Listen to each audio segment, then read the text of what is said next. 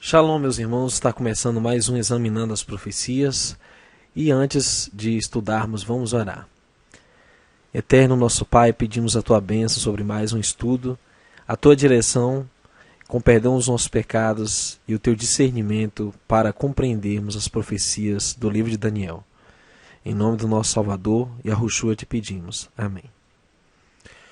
Meus queridos, hoje vamos analisar a profecia das 2.300 tardes e manhãs e a profecia do Anticristo. É importante lembrar que o nosso projeto não tem ligação com nenhuma denominação ou com nenhuma corrente filosófica, mas nós buscamos entender a verdade tal como está nas Escrituras. E, por vezes, nós acabamos melhorando a nossa compreensão e trazendo à luz novos fatos na interpretação profética. E nós temos aqui a visão e a interpretação de alguns símbolos de Daniel capítulo 8. A visão do bode e o carneiro. E Daniel narra da seguinte forma: E estando eu considerando, eis que um bode vinha do ocidente sobre a face de toda a terra, mas sem tocar no chão. E aquele bode tinha um chifre notável entre os olhos. O bode, pois, se engrandeceu sobremaneira, e estando ele forte, aquele grande chifre foi quebrado. E no seu lugar, outros 4, também notáveis, nasceram para os 4 ventos do céu. Ainda de um deles saiu um chifre pequeno, o qual cresceu muito para o sul, para o oriente e para a terra formosa. A profecia usa símbolos de animais relacionados ao santuário. E por isso nós vamos tentar compreender no contexto em que Daniel fala do santuário. O santuário em Jerusalém. No verso 21 a 23 nós temos a interpretação. Mas o bode peludo é o rei da Grécia. E o grande chifre que tinha entre os olhos é o primeiro rei. O ter sido quebrado, levantando-se 4 em lugar dele, significa que 4 reinos se levantarão da mesma nação. Porém, não com a força dele, mas no fim do reinado deles, quando os transgressores tiverem chegado ao cúmulo, levantar-se-á um rei feroz, de semblante e que entende enigmas. Então observe, nós temos alguns símbolos na sequência. Nós temos um carneiro, qual é mencionado em Daniel 8, e depois um bode, que derrota esse carneiro. E esse bode ele é descrito inicialmente com um chifre grande. Só que esse chifre grande ele é quebrado e no seu lugar surgem 4 notáveis. E então Daniel diz que depois desses 4 surge um chifre pequeno de um dos 4 chifres. Aqui há um debate teológico de vários estudiosos da Bíblia, inclusive evangélicos, judeus, adventistas, que tentam dar uma conotação da origem desse chifre pequeno, por exemplo, a um dos ventos. Só que no contexto nós observamos, um desses 4 chifres, de um desses 4 chifres sai o chifre pequeno. Então nós vamos observar no contexto, conforme a interpretação de Daniel, do rei da Grécia, o Império Grego, que se subdividiu em 4 reinos. E de um desses 4 reinos surge então este chifre pequeno, que é comparado a um rei feroz de semblante e que entende enigmas. Muito bem. Já que nós encontramos o contexto nas Escrituras, que o império no qual esse chifre pequeno surgiria é a Grécia, as Escrituras nos relatam que o próprio bode peludo é a Grécia. Então esse animal tinha um chifre grande entre os olhos e é o primeiro rei. Historicamente, Alexandre o Grande foi o primeiro rei do Império Grego. Ele era chamado de Alexandre o Grande, conforme a profecia de Daniel, centenas de anos antes, previu que seria um grande rei, um grande chifre. Mas depois de sua morte prematura, o Império Grego dividiu-se em 4 impérios, os quais se espalharam ao norte, sul, leste e oeste. As profecias cumpriram-se integralmente. Levantando-se 4 no lugar dele, significa que 4 reinos se levantarão da mesma nação. Isso está em Daniel 8:22. E essas 4 divisões do Império Grego foram lideradas por Licímaco, Cassandro, Ptolomeu e Seleuco. Ao sul, o reino Ptolomeu, ao norte, o reino Seleuco. As escrituras nos informam que o chifre pequeno de Daniel 8 surgiria de uma das divisões do Império Grego, no final do reinado destes. Daniel 8:23 diz que no fim do reinado deles, quando os transgressores tiverem chegado ao cúmulo, levantar-se-á um rei, feroz de semblante e que entende enigmas. Quem é esse rei? E por volta de que tempo nasceu ou reinou este rei? A passagem bíblica refere-se aos últimos tempos das 4 divisões do Império Grego, justo antes de serem conquistadas por Roma.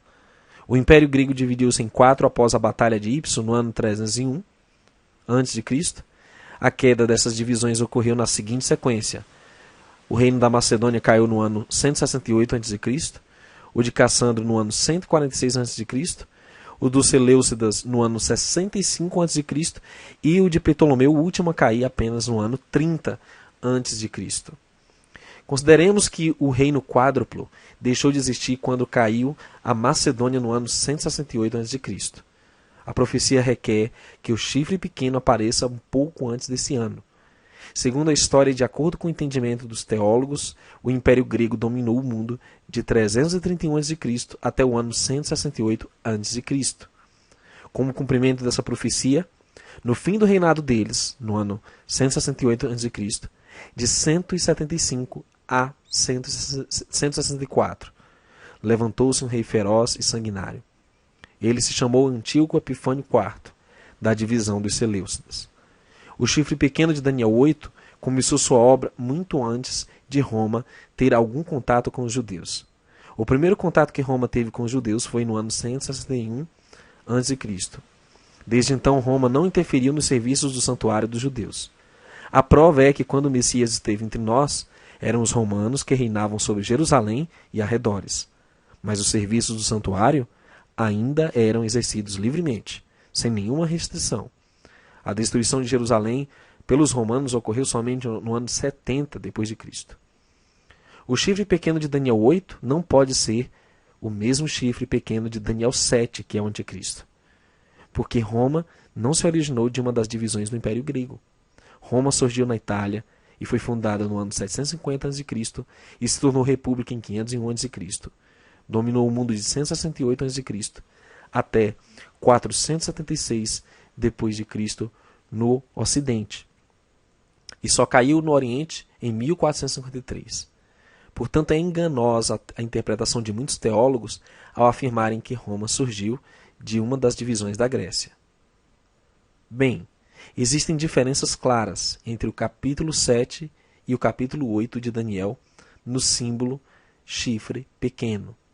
Em Daniel 7, as potências mundiais são representadas por bestas imundas. Nós temos leão, urso, leopardo e o animal terrível. Em Daniel 8, as potências mundiais são representadas por animais de sacrifício do santuário terrestre, como o bode e o carneiro. Em Daniel 7, a língua escrita foi o aramaico, um idioma gentílico. Isto parece indicar que foi escrito para ser lido pelo mundo gentil. O capítulo 8 de Daniel foi escrito em hebraico. Parece indicar que foi escrito especificamente para o entendimento judaico. Em Daniel 7, a ênfase profética é dirigida ao mundo inteiro. Em Daniel 8, a ênfase é dirigida aos serviços do santuário judaico em Jerusalém. Portanto, nós temos que procurar na história algum rei que interferiu no serviço do santuário terrestre. Nem sempre a purificação do santuário foi associada ao dia da expiação. Podemos acrescentar outras datas em que o santuário foi purificado.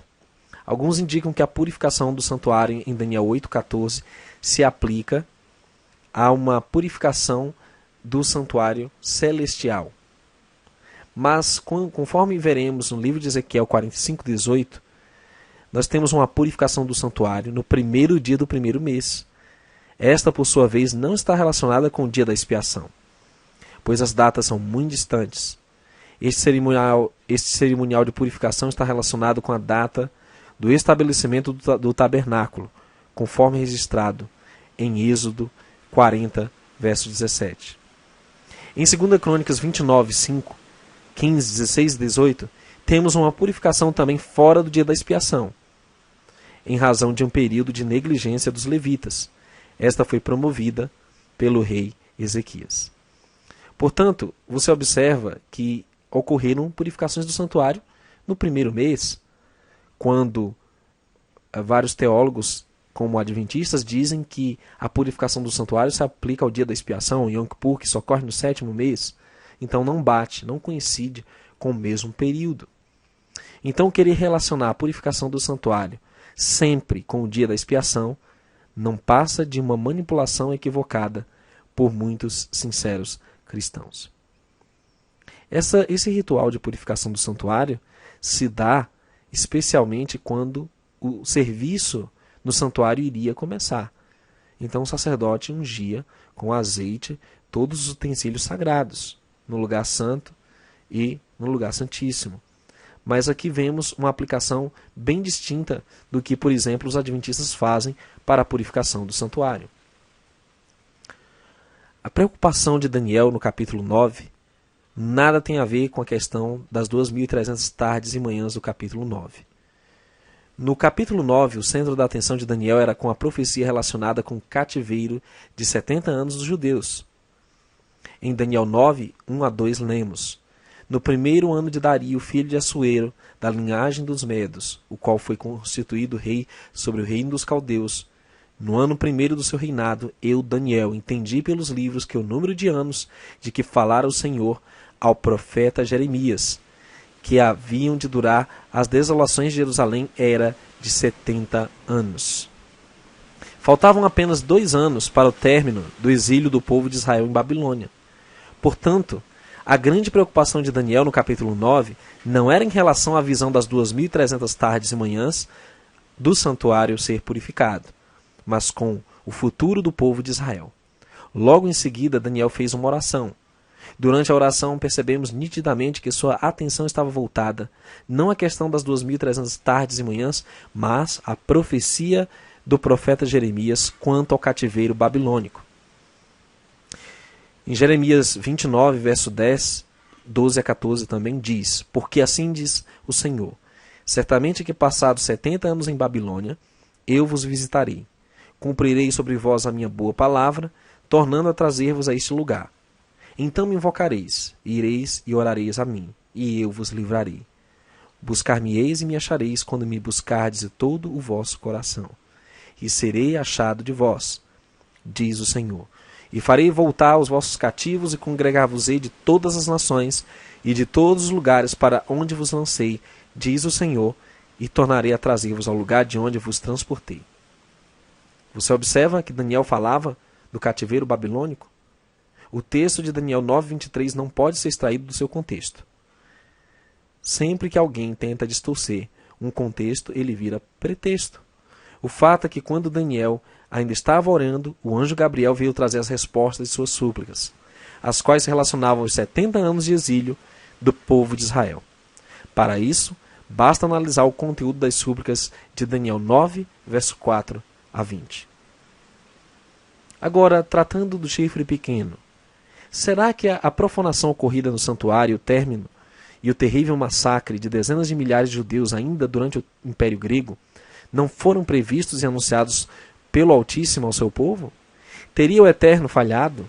Será que a profecia de Daniel 8 não foi um aviso do Altíssimo a essa tragédia que se abateu sobre seu santuário terrestre e a seu povo entre os anos 168 e 165 antes do Messias? Foi um período obscuro para o povo judeu. Como o Eterno não levantou profetas para registrar os acontecimentos ocorridos entre o último livro do Velho Testamento, Malaquias, e o primeiro livro do Novo Testamento, Mateus, necessariamente temos que buscar dados através do trabalho dos historiadores. O mais confiável entre todos os demais destacamos Flávio Josefo, um historiador judeu. Como já vimos, o chifre pequeno de Daniel 7 é um poder religioso apóstata que surge depois da extinção do Império IV, somente caído no ano 476, e o Império Romano do Oriente caído em 1453. Conforme Daniel 7, 24 a 25, houve então a divisão do Império Romano. O Império Romano fragmentou-se em 10 reinos, entre os quais se levantaria um, diferente dos outros 10, o qual proferiria palavras contra o Altíssimo, consumiria os santos do Altíssimo e cuidaria em mudar os tempos e a lei, e os santos lhe seriam entregues na mão por um tempo, tempos e metade de um tempo. De fato, esta profecia cumpriu-se em 538 a 1798, a profecia dos 1260 anos. Mas quem é o rei, feroz de semblante, representado pelo chifre pequeno de Daniel 8? Há uma opinião quase unânime entre todos os estudiosos das Escrituras, judeus ou não, de que o chifre pequeno de Daniel 8 é Antíoco Epifânio IV. Tudo se ajusta perfeitamente ao período do reinado de Antíoco Epifânio IV. O mesmo não se pode dizer de Roma pagã, nem da Roma cristã. O período de profanação e purificação do santuário terrestre, referidos em Daniel 8, cumpriu-se literalmente em 1150 dias, no final do Império Grego.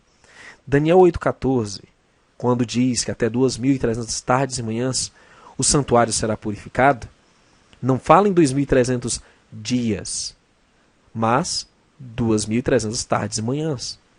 Todo o capítulo 8 de Daniel está relacionado com o santuário terrestre.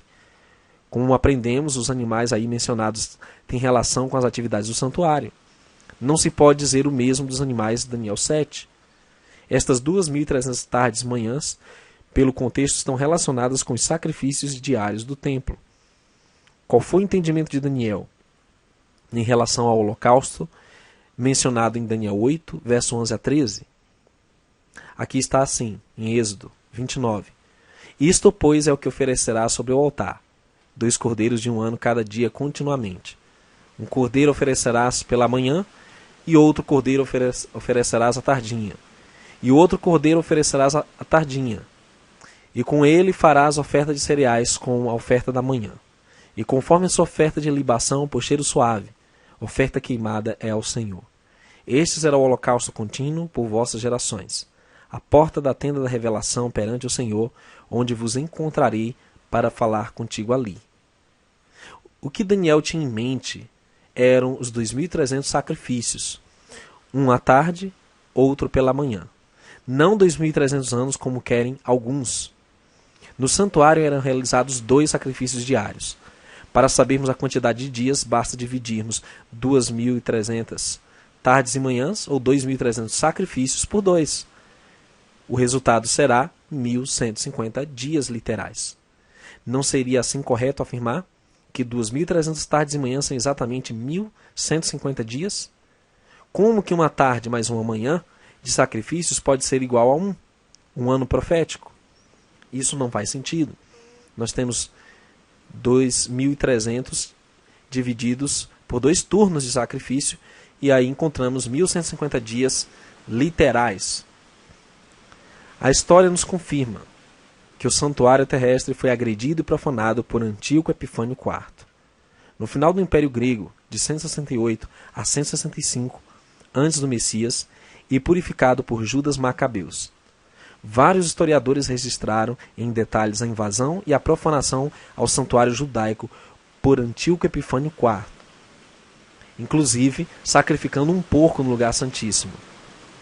Destacamos aqui 2 dos mais confiáveis, não só por parte dos judeus, mas também pela comunidade teológica internacional: Flávio Joséfo e Judas Macabeus. Embora os livros escritos por Judas Macabeus, 1 Macabeus e 2 Macabeus, sejam apócrifos, não aceitos como inspirados, os historiadores, no entanto, os têm usado como documentos de grande valia para resgatar a verdadeira história do povo judeu. Como os escritos de Judas Macabeus não são aceitos por muitos cristãos, optamos em priorizar textos escritos pelo historiador Flávio Joséfo, do seu livro História dos Hebreus. Tudo que Flávio Joséfo escreveu sobre o massacre liderado por Antíoco Epifânio IV é confirmado por Judas Macabeus em seus 2 livros, 1 e 2 Macabeus. Note que Daniel 8,9 disse que ainda de um deles, de um dos 4 chifres, saiu um chifre pequeno. o qual cresceu muito para o sul, para o oriente e para a terra formosa. Ou seja, esse chifre pequeno vem do norte. A história nos confirma que Antíoco Epifânio IV foi o 8º governador da dinastia dos Seleucidas. Saiu, portanto, de um dos 4 chifres do bode peludo, a Grécia. Ele reinou de 175 a 164 a.C. e as escrituras dizem que esse rei cresceria muito para o sul, ou seja, para a região do Egito. Observe o que Flávio Josefo escreveu. A profunda paz que Antíoco gozava e o desprezo que ele tinha pela pouca idade dos filhos de Ptolomeu, que os tornava incapazes de tomar conhecimento das coisas, fê-lo conceber a ideia de conquistar o Egito. Declarou guerra e entrou no país com um poderoso exército. Foi diretamente a Pelusa. Enganou o rei Filopator, tomou Mênfis e marchou para Alexandria, para se apoderar da cidade da pessoa do rei. Isso está no livro História dos Hebreus, página 286. O historiador Flávio Josefo menciona a data de 25 de Quisleu como o início da oferta de sacrifícios impuros. A invasão e profanação, no entanto, ocorreu um pouco antes, em 15 de Quisleu de 145, o ano Seleucida, que corresponde a 10 de dezembro de 168 a.C., do calendário juliano. Conforme registrado pelo historiador Judas Macabeus em 1 Macabeus 1, 37 a 54, com a introdução da abominação desoladora sobre o altar dos holocaustos, ou seja, a ereção do altar do deus pagão Zeus ou Júpiter, em 25 de Quisleu de 148, ano 165 a.C., do calendário juliano. O templo foi purificado e reedificado ao Senhor por Judas Macabeus, conforme 1 Macabeus 1,54. Essa data é anualmente comemorada pelo povo judeu e é conhecida como Festa da Dedicação. Está mencionada em João 10, verso 22.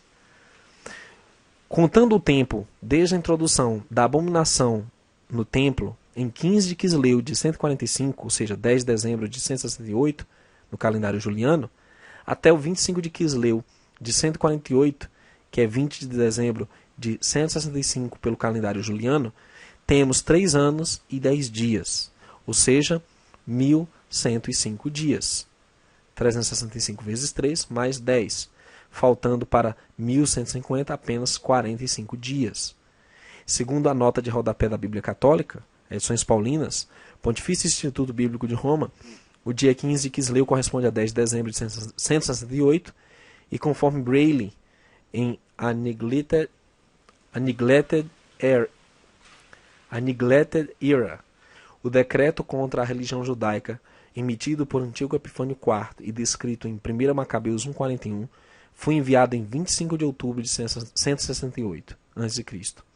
Portanto, de 25 de outubro até 10 de dezembro temos 45 dias. Somando aos 1105 dias, mais 45 dias, temos um total de 1150 dias, que correspondem aos 2.300 sacrifícios que deveriam ter sido realizados nas tardes e manhãs. Daniel 8, 10 ao 11 descreve que ele se engrandeceu até o exército do céu e lançou por terra algumas das estrelas desse exército, e as pisou. Sim, ele se engrandeceu até o príncipe do exército. Ele tirou o holocausto contínuo, e o lugar do seu santuário foi deitado abaixo. Esta passagem bíblica não está falando de seres celestiais, porque nem o império, nem sequer Roma lançou por terra seres celestiais. Então deve representar outra coisa. Em Gênesis 37, 9, os filhos de Jacó são descritos como estrelas. Os governantes judeus são chamados exércitos dos céus no alto, em Isaías 24, 21.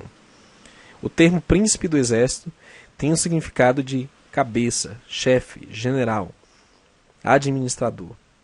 Nesse caso, seria o sumo sacerdote do templo judaico. Em Atos 23, 4 a 5, o apóstolo Paulo chama o sumo sacerdote Ananias de príncipe. Quando Antíoco Epifânio IV se engrandeceu contra o príncipe do santuário, ele literalmente fez isto contra o sumo sacerdote Onias III, ao enviá-lo ao exílio, e mais tarde mandou matá-lo de maneira mais cruel. Em Daniel 8, 25, mas será quebrado sem intervenção de mão de homem. A história nos confirma que Antíoco Epifânio IV saiu de cena por motivo de uma doença incurável, uma profecia cumprida nos mínimos detalhes. Sim, queridos, Antíoco Epifânio foi um protótipo do anticristo. Ele fez exatamente o que o anticristo fará no fim dos tempos. Ele irá profanar o santuário, ele irá proibir, por meio de decreto, a adoração ao Deus verdadeiro e a fé no seu Filho, e irá perseguir todos os israelitas, sendo judeus ou as tribos dispersas. Para que você entenda melhor, assista o nosso estudo sobre a restauração de Israel no fim dos tempos. Mas é um protótipo exatamente como foi Nabucodonosor, que também profanou o santuário, e o último anticristo, que reinará em Israel por um tempo, até que o Messias venha e o destrua com o brilho da sua vinda. Queridos, é importante estudar as profecias à luz da verdade, não por meio de interpretações e distorções humanas das religiões, mas buscar um entendimento real, um entendimento racional das Escrituras. Que o Altíssimo nos abençoe nessa busca e que cada vez mais possamos crescer no entendimento das profecias. Que o Eterno te abençoe. Até um próximo estudo. E para receber atualizações do nosso canal, clica em inscreva-se. Também vá na engrenagem e selecione o item enviar para mim todas as notificações deste canal e salvar está pronto. Para ajudar com esse trabalho, clique em gostei sempre e compartilhe.